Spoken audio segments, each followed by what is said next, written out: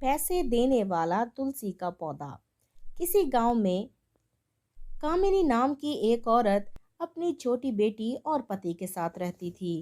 कामिनी के घर के आंगन में तुलसी का एक पौधा लगा हुआ था। रोजाना कामिनी तुलसी के पौधे की पूजा करती और फिर उसके आसपास चक्कर लगाती रहती, और उसे ऐसा करते रोजाना उसकी बेटी चिंकी देखती रहती। एक दिन अचानक से कामिनी बीमार पड़ गई और उसकी मृत्यु हो गई। चिंकी और उसका पिता बहुत रो रहे थे। माँ के चले जाने से चिंकी बहुत अकेली हो गई थी और वो अक्सर ही रोती रहती। अपनी बेटी को रोता देखकर राजेश्वर दूसरी शादी के बारे में सोचता है और जल्द ही कौशल्या नामी एक औरत से शादी कर लेता है। कौशल्या घर में आ जाती है और राजेश्वर चिंकी से कहता है, बेटा चिंकी, ये आज से तुम्हारी माँ है। तुम्हारे हर काम का जरूरत का यही ख्याल रखेंगी। तुम भी इनको आज से अपनी माँ ही समझना। चिंकी बहुत छोटी थी, इसलिए वो बाप की बात मानकर कौशल्या को दिल से अपनी माँ तस्लीम कर लेती है। लेकिन कौशल्या उसको दिल से बेटी नहीं बनाती। वो राजेश्वर के सामने तो चिंकी से प्यार से बात कर लिया करती, लेकिन उसके पीठ पीछे उस पर अत्याचार करती। एक दिन, चले चिंकी की बच्ची, मेरे से नहीं धुलते तेरे कपड़े। मैं तेरी मुलाजमा नहीं हूँ। अपने कपड़े खुद धो जाकर। और हाँ, रात का खाना बचा पड़ा है, वो भी खा लेना। और खबरदार अगर अपने बाप को ये बात बताई तो, वरना मैं घर छोड़कर चली जाऊंगी और फिर तेरे बाप को खाना बनाकर देने वाला भी कोई नहीं होगा।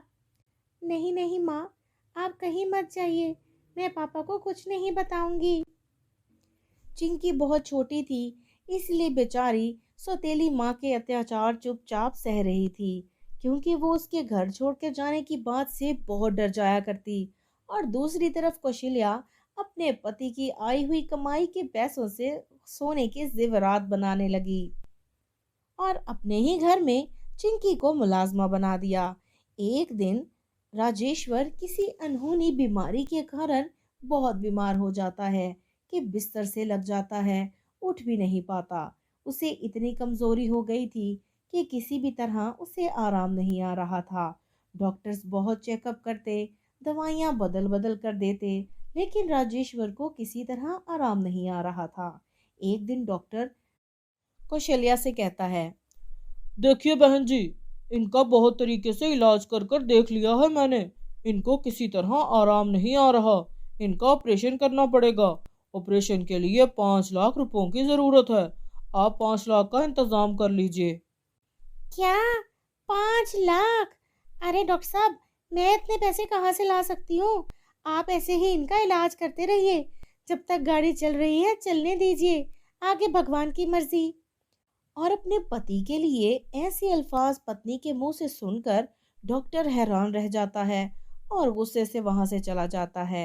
हैरान होकर चिंकी अपनी माँ की ओर देखने लगती है तो कौशल्या को और गुस्सा आ जाता है।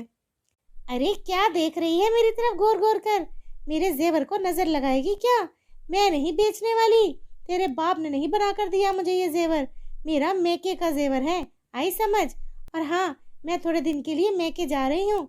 अपने बाप का ध्यान रखना तुम।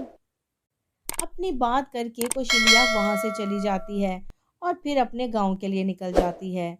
चिंकी बहुत परेशान थी और तभी उसे ख्याल आता है, माँ हमेशा तुलसी के पौधे की पूजा किया करती थी और उसके चक्कर काटती थी। आज से मैं भी ऐसा ही करूंगी। शायद ये तुलसी का पौधा हमारी कुछ मदद कर दे। इस नियत से चिंकी ने तुलसी के पौधे के आगे प्रार्थना की और उसके बाद उसके गिर्द गोल चक्कर लगाना शुरू कर दिया। उसका एक चक्कर मुकम्मल होते ही पौधे पर 2000 का नोट प्रकट हो जाता है।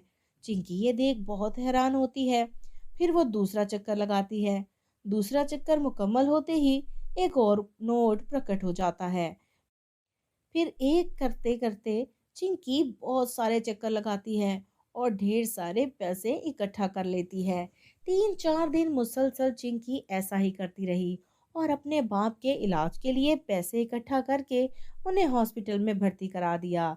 उसके पिता का ऑपरेशन कामयाब हो गया और वो बिल्कुल ठीक होकर घर आ जाते हैं और उसके बाद उसके पिता भी तुलसी के पौधे की पूजा करने लगते हैं और अपनी बेटी से कहते हैं, बेटी, तुम मानो ना मानो, ये सब हमारी मदद तुम्हारी माँ ने की है। वही इस तुलसी के पौधे की पूजा करती थी। उसके बाद दोनों माँ बाप बेटी तुलसी के पौधे पर चक्कर लगाकर पैसे इकट्ठे किया करते और उन निकले हुए पैसों से गरीबों की मदद करते। वो दोनों पैसे गरीबों को देने लगे थे। जब ये बात उसकी सौतेली माँ कौशल्या को पता चलती है तो वो उस तुलसी के पौधे के पास आ जाती है और कहती है, अब मैं भी इस पौधे के चक्कर लगाऊंगी और बहुत ही अमीर हो जाऊंगी रातों रात। इतना कहकर रात में कौशल्या तुलसी के पौधे के चक्कर लगाना शुरू कर देती है, लेकिन वहां कुछ भी प्रकट नहीं होता। पूरी रात चक्कर काट काट कर आखिर सुबह बेहोश होकर कौशल्या गिर जाती है और तभी वहां राजेश्वर और चिंकी आ जाते हैं और उसे जमीन पर बेहोश देखकर हैरान रह जाते हैं। चिंकी पानी डालकर माँ को होश में लाती है। उसके होश में आते ही राजेश्वर उस पर बरस पड़ता है। अरे, तुम यहाँ क्या कर रही हो? क्या लेने आई हो तुम यहाँ? अजी आप कैसी बातें कर रहे हैं? ये मेरा घर है। तुम तो मुझे बीमार छोड़कर चली गई थी।